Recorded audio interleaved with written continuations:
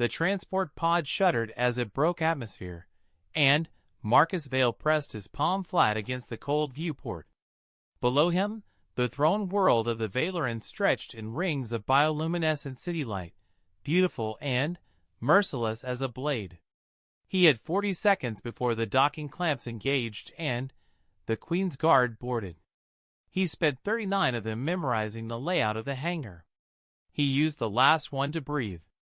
They came in silence. 6 guards in obsidian armor, their crests folded flat, a display of dominance, not greeting. The largest stopped 3 paces from Marcus and said nothing, just looked. Marcus kept his hands visible, his posture neutral, his heartbeat exactly where he trained it to be for 11 years. Slow, controlled, readable. That was the point. He needed to be readable. The Valoran were empaths by evolution. Every diplomat, soldier, and servant who entered their space knew the first rule: do not hide. They could feel concealment the way humans felt a change in air pressure, not as a specific thought, but as wrongness, as threat. Ambassadors had died for clenching their teeth too hard in the presence of a court reader. Marcus was not an ambassador. He was a royal protection attaché, assigned to the delegation of Minister Hannah Solis, who was currently somewhere behind him pretending she hadn't noticed the guards' crests were war configuration, not ceremonial. He noticed. He filed it. He gave nothing away. The lead guard, a female with copper-threaded armor that marked her as second tier, far above standard escort rank, tilted her head by 3 degrees. Her eyes were pale gold, nearly white, with no visible pupil. They moved from his face to his hands to his face again. "You are the shield body," she said. Her basic was precise, almost mechanical. "For Minister Solis." "Yes. She is afraid. She is cautious," Marcus said. "There's a difference." The guard's head tilted another degree. It wasn't hostility. It was curiosity, which was somehow worse. Hostility he knew how to manage. Behind him, Minister Solis stepped forward.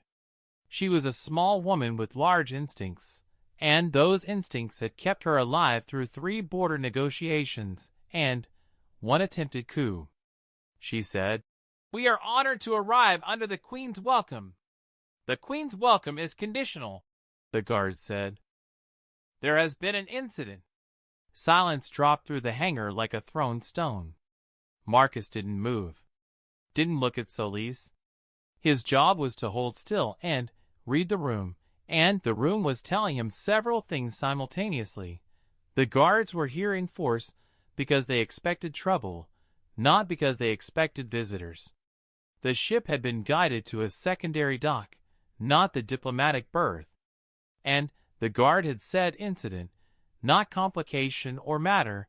The Valoran used precise language. Incident meant something had already happened. Something irreversible. "What incident?" Solis asked. "The Queen's youngest has spoken your name," the guard said. 3 times. In the old tongue. Solis went very still.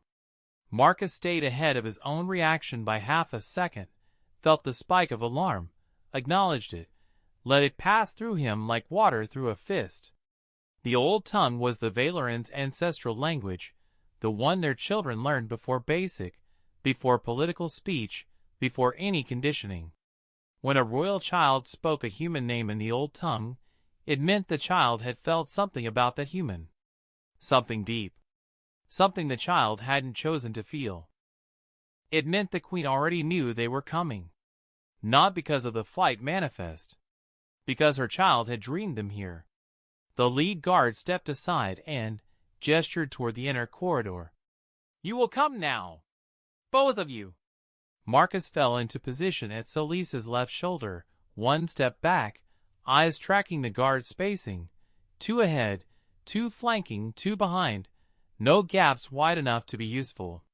He ran through what he knew about the palace layout, the Queen's Court structure, the names of the 3 Tier 1 readers currently assigned to the throne room. He thought about all of this openly, letting it sit near the surface of his mind, available to any reader who happened to be scanning. He did this because below all of it, far below, in a place he had spent 11 years building and reinforcing, there was something else. Something he had carried since the border war.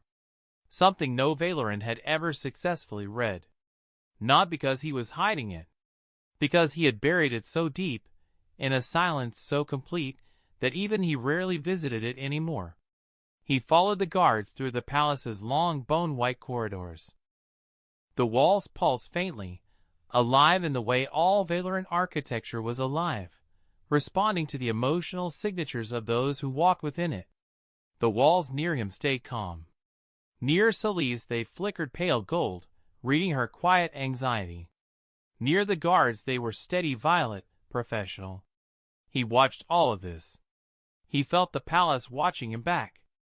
And somewhere ahead, behind doors he had not yet reached, a child who had spoken a human name 3 times in the old tongue was waiting. The throne room was smaller than Marcus had expected.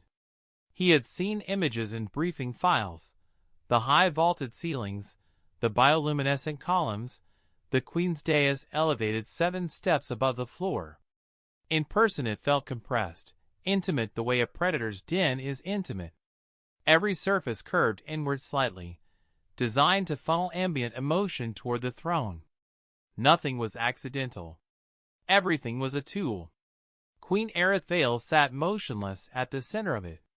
She was tall even seated, with the pale gold eyes of her species and the secondary eyelids that closed horizontally when a Valoran read deeply. Her court arranged itself in a half-circle behind her, 12 readers, 8 guards, for advisors, all watching the 2 humans enter in the kind of silence that had weight. Marcus noted the empty space beside the throne. A smaller seat, cushioned in deep blue. Unoccupied. So Lee stopped at the protocol mark, a faint line in the floor, and, bowed from the waist, right hand open at her side, which was correct form. Marcus stopped behind her and, slightly left, feet shoulder width, hands visible and, still. The Queen did not speak. That was unusual. Standard protocol opened with a formal greeting, a recognition phrase, something that acknowledged the visitors had entered correctly. The silence meant the Queen was reading first, assessing before engaging. Marcus kept his surface thoughts organized and calm, names, layouts, mission parameters, a memory of breakfast, and let them float where any reader could see them. After a moment, the Queen's horizontal eyelids slid halfway closed. She was reading Solis. He watched the minister hold herself together through pure will, her shoulders perfectly level, her breathing controlled. Solis was good. She felt the read and didn't flinch. Then, those pale eyes moved to Marcus.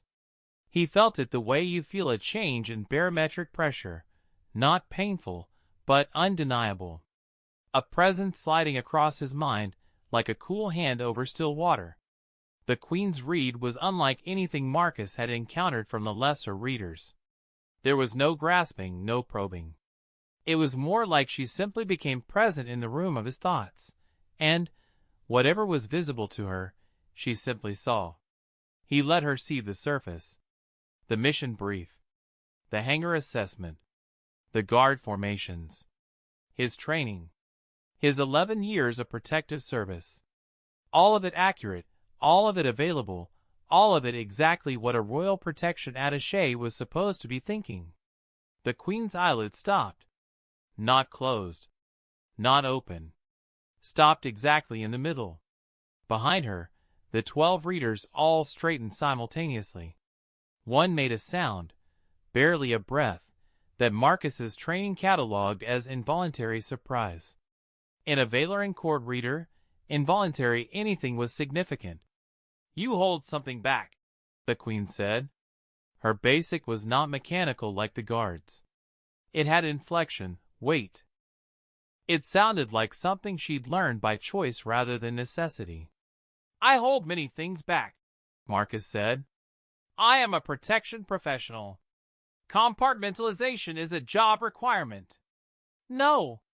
She didn't say it sharply. She said it the way a navigator corrects a chart, precisely, without malice. Not compartmentalization. I can see the walls of compartmentalization.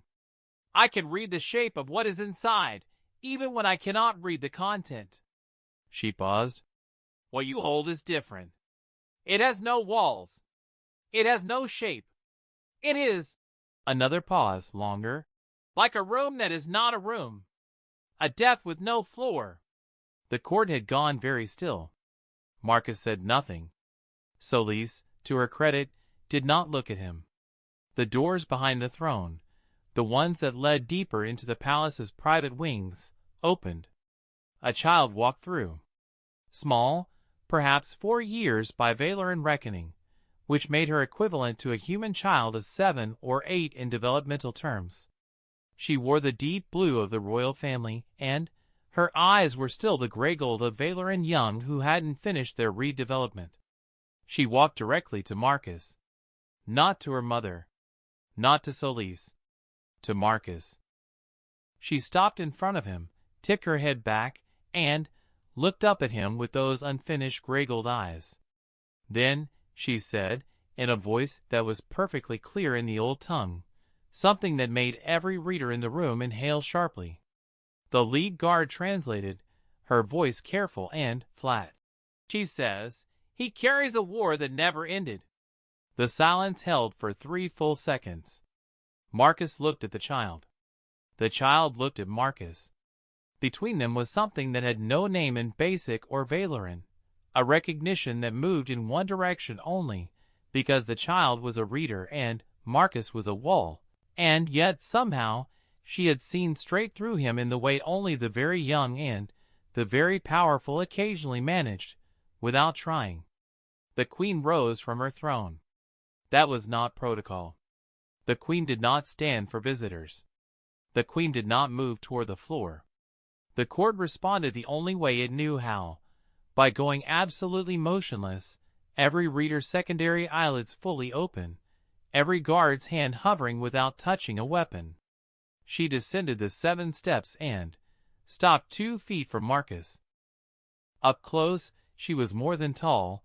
She was presence, solid and focused, the kind of entity that the room organized itself around without being asked. "Show me," she said. "That is not something I can do," Marcus said. "You misunderstand." Her head tilted, precise as her daughter's, the movement clearly inherited. "I am not asking you to open it. I am asking you to stop protecting me from it." Marcus looked at her for a long moment. Then he looked at Solis, who gave him nothing. This was outside her training, outside her authority. This was his call entirely. He looked back at the queen. "What my daughter read," the queen said quietly, "is the truth.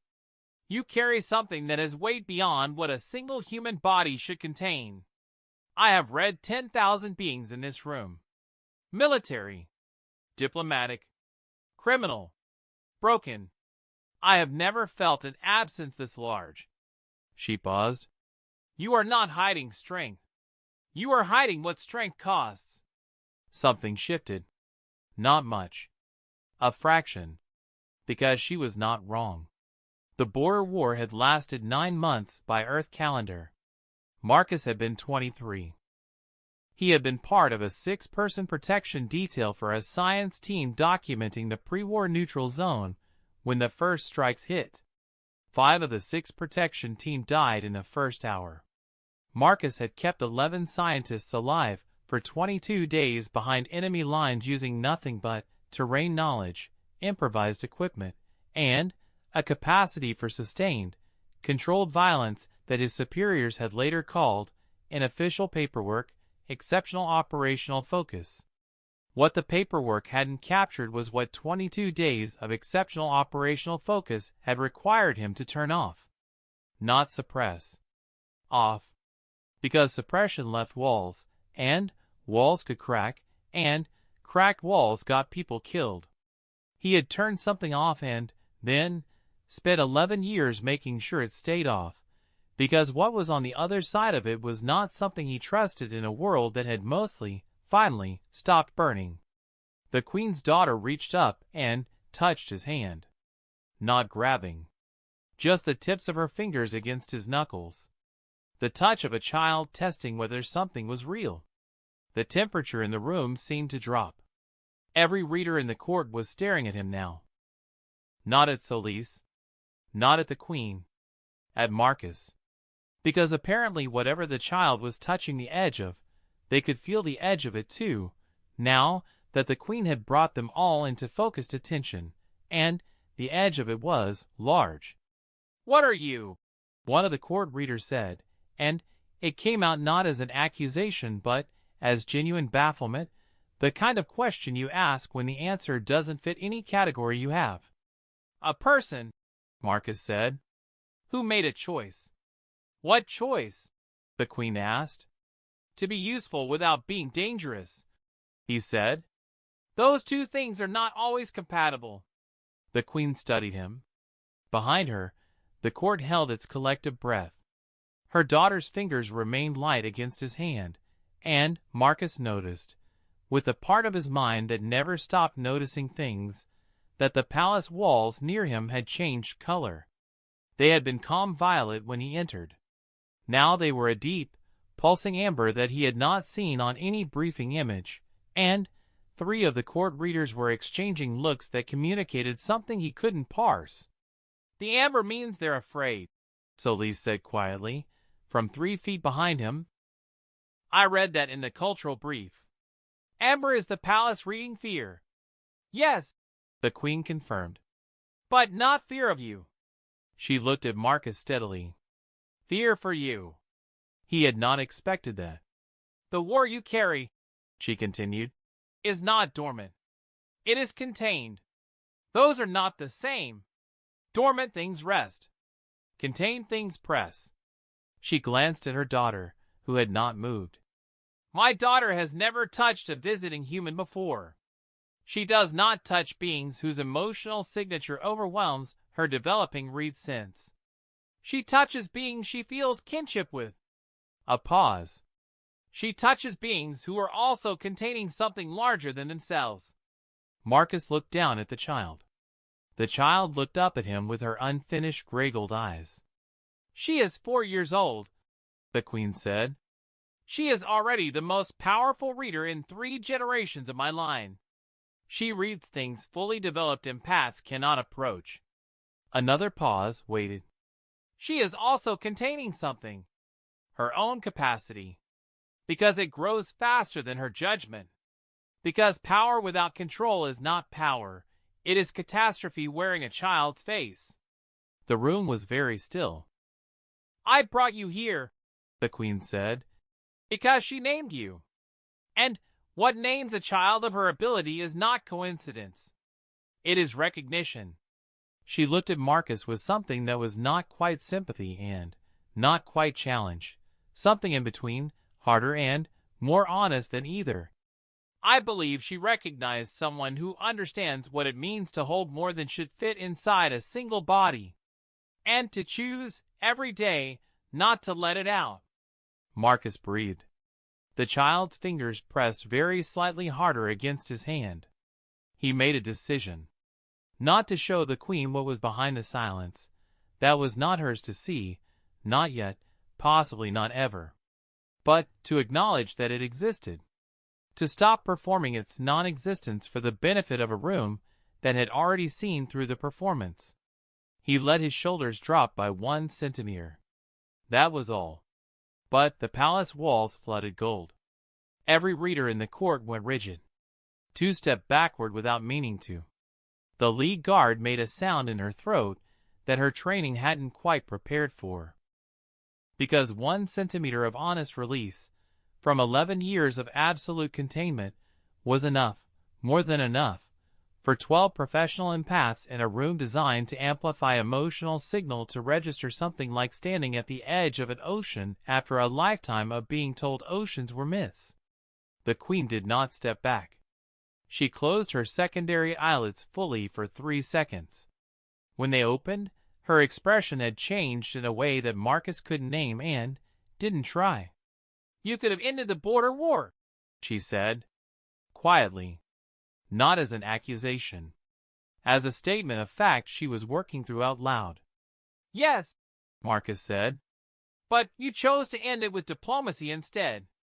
"With protection," he said. "Diplomacy was Solis's job. Mine was to keep 11 people alive long enough for the diplomats to catch up. And the other way," the Queen said carefully, "the faster way, the way you did not take, would have ended the war," Marcus confirmed. "And everything within 40 kilometers of it." Silence. "You chose the harder path," she said. "I chose the path that left something worth protecting when it was over." The child made a sound, small, high, not quite a word in any language Marcus knew. But the court readers all turned to look at her, and 3 of them had expressions Marcus's training read as something adjacent to awe. The lead guard translated without being asked. Her voice was very careful. "She says he chose right." The negotiation took 6 hours. Not because the terms were complex, because the Queen spent the first 2 hours asking Marcus questions that had nothing to do with the treaty and everything to do with the border war, the choices made inside it, and the mechanics of a human mind that could build a floor so deep that 11 years of Valoran court readers had walked across it without knowing there was anything beneath. Solis negotiated brilliantly. She always did. By the 4th hour, the territorial boundaries that had been deadlocked for 3 years had new language, new compromise, new framework. By the 6th, the documents were drafted in both basic and old tongue, which was a courtesy the Valoran had never extended to a human delegation before. The Queen's daughter sat beside Marcus for the last 2 hours, not touching him, just present, with her gray-gold unfinished eyes moving between the negotiators and the man who had come here as a shield and had ended up as something harder to categorize. When the session ended and the documents were signed, the Queen walked Marcus and Solis to the outer corridor herself. Another departure from protocol that the court absorbed without comment. At the doors, she stopped. "Your name will be in our record-keeping," she said to Marcus, "as the human who brought the treaty, not the minister." She looked at Solis briefly, not unkindly. "Forgive me. Your work is exceptional, but it is his presence that opened this room." "I know," Solis said, with the pragmatic grace of someone who had long since stopped being surprised by Marcus. "That's why I bring him." The Queen turned back to Marcus. Her secondary eyelids closed halfway, not a reed, he realized. A gesture. Something between acknowledgement and respect. "The depth in you," she said. "Will you carry it always?" "I don't know," Marcus said. It was the most honest thing he had said in 6 hours. "I know what letting it out looks like. I'm not sure the universe needs to see that again." "Perhaps not," the Queen said. "But perhaps." She glanced back to where her daughters stood in the doorway, watching them with unfinished eyes that had already seen more truth in a single afternoon than most court readers saw in years. "It is enough that something in this room knows it is there, and has chosen to be grateful for the restraint." Marcus looked at the child. The child held up her hand, palm out. An old Valoran gesture, one of the first listed in the cultural brief. "I see you. I remember you." He raised his palm in return. The palace walls were still gold. They stayed gold all the way to the docking bay, long after Marcus had put his shoulders back and his face in order and become, once again, the calm, unreadable professional standing one step behind and slightly left of Minister Solis, and the only person in the galaxy who knew exactly how much force it took to remain, by deliberate choice, exactly that small .2/2.